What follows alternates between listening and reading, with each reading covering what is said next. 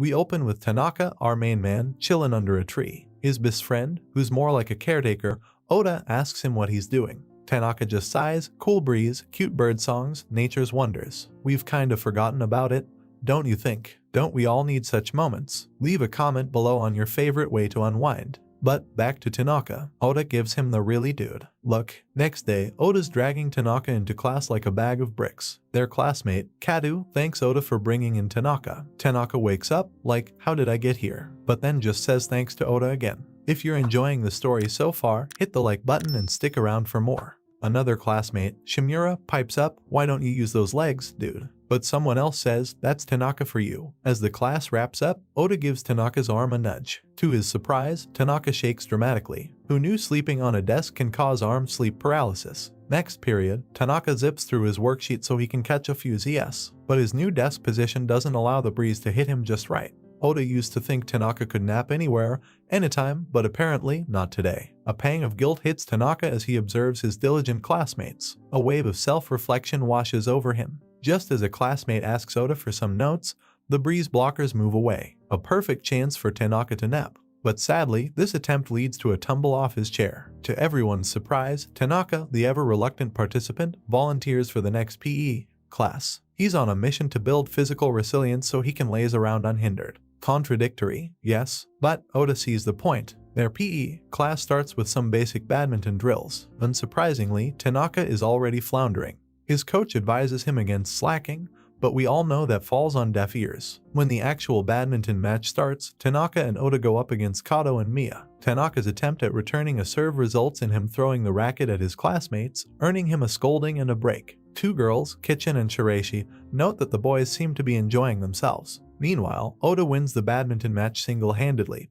leaving Tanaka wondering if Oda's performance would automatically elevate his own grade since they're on the same team. Despite his restful PE session, Tanaka feels famished. Oda just rolls his eyes, and you call that hard work. Post-lunch, Oda advises Tanaka against resting his chin on his hand, highlighting potential joint disorders. He encourages Tanaka to fix such habits along with strengthening his body. Out of the blue, Tanaka starts bleeding from his mouth. Oda panics, only to find out that a piece of bread has stabbed Tanaka's mouth. Not feeling hungry anymore, Tanaka offers the rest of his lunch to Oda. Later, Tanaka philosophizes that maybe living with numbness and pain is the true answer. He believes that an unwavering mind and indifference are more vital than physical strength. On their way home, Tanaka spots a book cover saying that everyone can be a main character in their life story. But he disagrees, finding the idea of being the protagonist of his own life too exhausting on a leisurely park walk.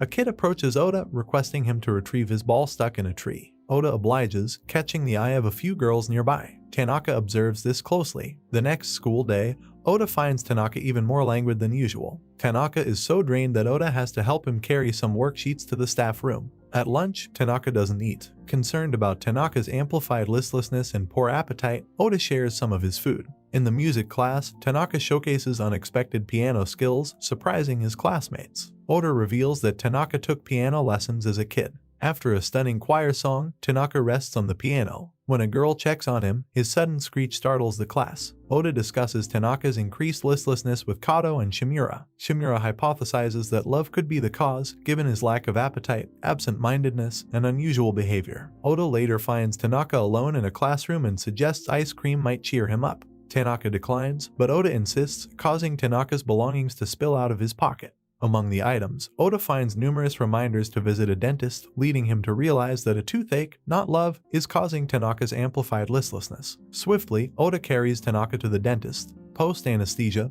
Oda inquires if Tanaka is in love. Tanaka denies, vowing to maintain cavity-proof dental health. Oda is amused at Tanaka's dedication to his listlessness. Eventually, Tanaka dozes off, and Oda carries him home. A mysterious girl is seen spying on them. The next day, this girl confronts Tanaka and Oda, asking to be Tanaka's apprentice. She introduces herself as Mayano, a classmate, hoping to attain Tanaka's level of listlessness to mature. Tanaka, reluctant to change, initially refuses, but upon realizing that denying her would require more effort, he agrees for a day. In class, Mayano tries to mimic Tanaka's languid demeanor, which backfires and draws the teacher's attention. Disheartened, she screams in frustration about her failure. After school, Oda shows Tanaka a discount coupon for donuts valid for 3 people. Seeing Mayano nearby, he invites her along. Despite her attempt to hide her excitement, she fails miserably. Oda ends up carrying Tanaka to the cafeteria after his stomach growls loudly, knowing Tanaka is too lethargic to walk himself. Post-lunch, Tanaka fetches a green tea from the vending machine. Mayano appears, and Oda offers to help her with her purchase. She opts for a green tea, although strawberry milk is her preferred choice. Oda, however, buys strawberry milk, surprising Mayano, who was trying to act mature. As Mayano gets emotional, Oda gives his strawberry milk to Tanaka, who drinks it, indicating to Mayano that he likes it too. Disappointed with herself, Mayano heads to the library and discovers a book, The Secret to Listlessness. She studies diligently and returns to Tanaka with a comprehensive report on listlessness. Unimpressed, Tanaka says, "I don't get it," leaving Mayano in despair. Oda advises Tanaka against being harsh. Tanaka explains to Mayano that listlessness might not suit her, and he appreciates her hardworking nature. He advises her not to mimic him unnecessarily. Mayano reveals she has a crush on someone and wants to be perfect for them. Tanaka reassures her that if they like her for who she is, she need not be perfect. After hearing his supportive words, Mayano brightens up and heeds his advice. They all then proceed to enjoy their donuts as planned. The next day, Oda finds Tanaka to share an unexpected revelation. Mayano seems to have perfected the art of listlessness. Both are puzzled given Mayano's seeming acceptance of their advice the previous day. Tanaka and Oda observe Mayano as they had strategically left a strawberry milk to test her. When she ignores it, they conclude that she's changed significantly. Oda laments that if Mayano altered herself willingly, they couldn't do anything. He expresses sadness but concedes they should be happy for her. While trailing Mayano, Tanaka prevents her from stepping into fresh paint, which triggers an epiphany in her. She explains her strange fear, TV mascots becoming sentient androids and revolting against humanity. This fear was so profound that it kept her up at night, believing only she could save Earth. She soon realizes the mascot suit is likely worn by a short person like her. Both Oda and Tanaka are amazed at how this bizarre fear changed her personality entirely, but they are relieved she is back to being herself. One morning, Tanaka discovers a note in his shoe locker, a challenge letter from a girl named Echizen. She's surprised to see Oda with him, as they were former gangmates. Oda explains that Echizen is his next-door neighbor and they've known each other since kindergarten. Tanaka questions Echizen about her challenge, and she responds she wants to understand him better. He confidently predicts he'd lose any fight, and Oda remarks how his listlessness even discourages others' desire to fight. Instead of a physical fight, they settle on a board game, which Echizen wins but feels defeated. Later, Echizen berates Tanaka. She thought he was an extraordinary person feigning listlessness and is disappointed her best friend aims to be like him. Tanaka is puzzled until Mayano arrives, revealing the connection. She and Echizen are friends. Mayano asks what they were doing, and Echizen admits she was battling Tanaka but was unchallenged due to his weakness. Mayano defends Tanaka, claiming his power is beyond Echizen's understanding, prompting Echizen to demand a rematch. Back in class, Tanaka finds another challenge letter. Oda mentions Echizen's persistence until she accomplishes her goal. Later, they find a distraught Mayano running away from Echizen. Echizen grabs Tanaka and discloses why Mayano is upset. A few days prior, Mayano had given her a homemade cookie that was too cute to eat, and it eventually got moldy. When Mayano found out, she was furious and wouldn't listen to Echizen. Tanaka questions why she didn't simply take a photo, but Echizen doesn't own a phone. Meanwhile, Oda consoles a visibly upset Mayano, agreeing she has the right to be mad since homemade cookies shouldn't be wasted. Echizen attempts to reconcile with Mayano using Tanaka as her shield, but Mayano continues to ignore her. Frustrated, Echizen asks Tanaka why Mayano wanted to be his apprentice. Tanaka reveals it's because Mayano has a crush on someone, leaving Echizen shocked that her friend hadn't shared this with her. Overhearing the conversation, Mayano confronts them, expressing her deep anger. She explains she made the cookie with great care because she loves Echizen, making Echizen realize her mistake. She promises to cherish all future gifts from Mayano. Tanaka then enlightens Oda that all along, Echizen was the person Mayano had a crush on. The next day, Mayano brings more homemade treats to share. This time, they're not cute since Echizen can't bring herself to eat cute things. Echizen has no issue eating the less adorable treats, although Oda finds them difficult to stomach. Despite her reconciliation with Echizen, Mayano still wishes to learn about listlessness from Tanaka, surprising him. Moments later, they witness a classmate named Shiraishi trip and Oda helps her up. Unaware of her, Tanaka inquires about her identity. Oda explains that she is their class representative, excels academically, and is incredibly polite. She is also rumored to have devoted bodyguards. They help Shiraishi gather her papers and accompany her to the copy room. Tanaka accidentally initiates a print, and upon feeling the warm papers, he fantasizes about them as a comfy pillow. After enjoying a snack from the cheerful and considerate Shiraishi, Tanaka grows tired and is escorted home by Oda. Shiraishi thanks them for their assistance,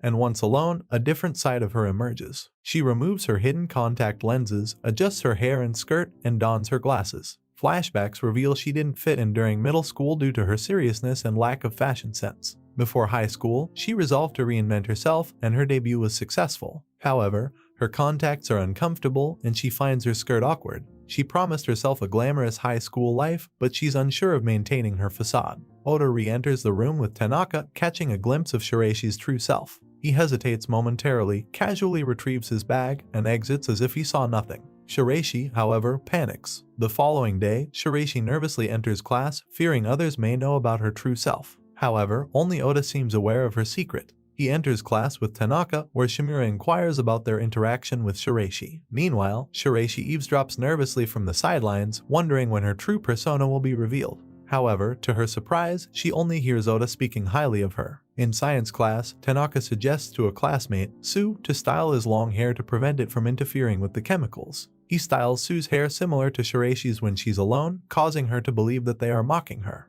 During lunch, she continues to spy on them while hanging out with Kato and Shimura. It appears Oda might expose her secret, but instead, he covers for her like the true gentleman he is. Shireishi breathes a sigh of relief. Yet, she knows it's physically impossible to maintain her facade indefinitely. As she walks past Kato and Shimura in the hallway, she becomes overjoyed, believing she can finally be her authentic self at school without anyone noticing. Unfortunately, her celebration is cut short when she crosses paths with Tanaka, who instantly recognizes her. Taken aback, Shireishi confirms to them that the popular version of herself portrayed in class daily is an ideal persona she had to work hard to create. However, she views her real self as plain, boring, and friendless. Despite the exhaustion, she wanted to shine. Tanaka commends her, expressing that her true self is far more appealing than is in every way. Oda adds that hiding one's efforts from others isn't something everyone can do and encourages her to have more self-confidence. After their talk, Shireishi requests they keep her secret, to which they happily agree. The following day, Shireishi arrives at school wearing her glasses, stunning her classmates. Oda asks Tanaka how he managed to recognize her despite her changed appearance. Tanaka cheekily remarks that a girl can change her looks,